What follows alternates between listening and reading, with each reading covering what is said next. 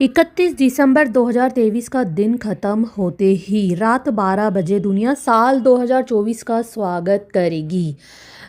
इस दिन पुराने साल को अलविदा कहकर 1 जनवरी को नए साल का जश्न मनाया जाता है। लेकिन 1 जनवरी से ही नए साल की शुरुआत क्यों होती है? क्या आपने कभी सोचा है? आइए जानते हैं 1 जनवरी पर नया साल मनाने का इतिहास, कहाँ से हुई इसकी शुरुआत और कैसे ये दिन बन गया ख़ास।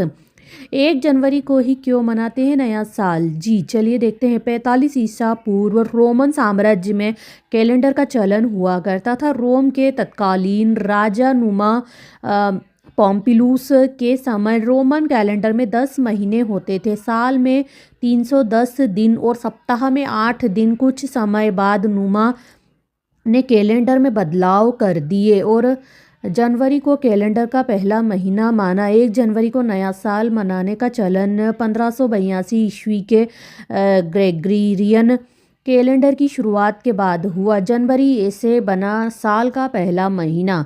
1582 से पहले नया साल मार्च से बसंत ऋतु पर शुरू होता था, लेकिन नुमा के फैसले के बाद जनवरी से साल की शुरुआत होने लगी। दरअसल मार्च महीने का नाम रोमन देवता मार्स के नाम से रखा गया था, जो युद्ध के देवता थे। वही जनवरी रोमन देवता जेनस के नाम से लिया गया, जिनके 2 मुंह थे।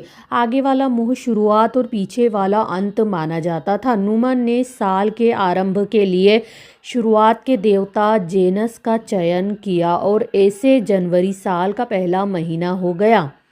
ग्रेगोरियन कैलेंडर कैसे बना? जीसस क्राइस्ट के जन्म से 46 साल पहले रोमन के राजा जूलियस सीजर ने नई गणनाओं के आधार पर नया कैलेंडर का निर्माण किया। इसका नाम सीजर ने ही 1 जनवरी से नए साल की शुरुआत की घोषणा की। धरती 365 दिन 6 घंटे सूर्य की परिक्रमा करती है।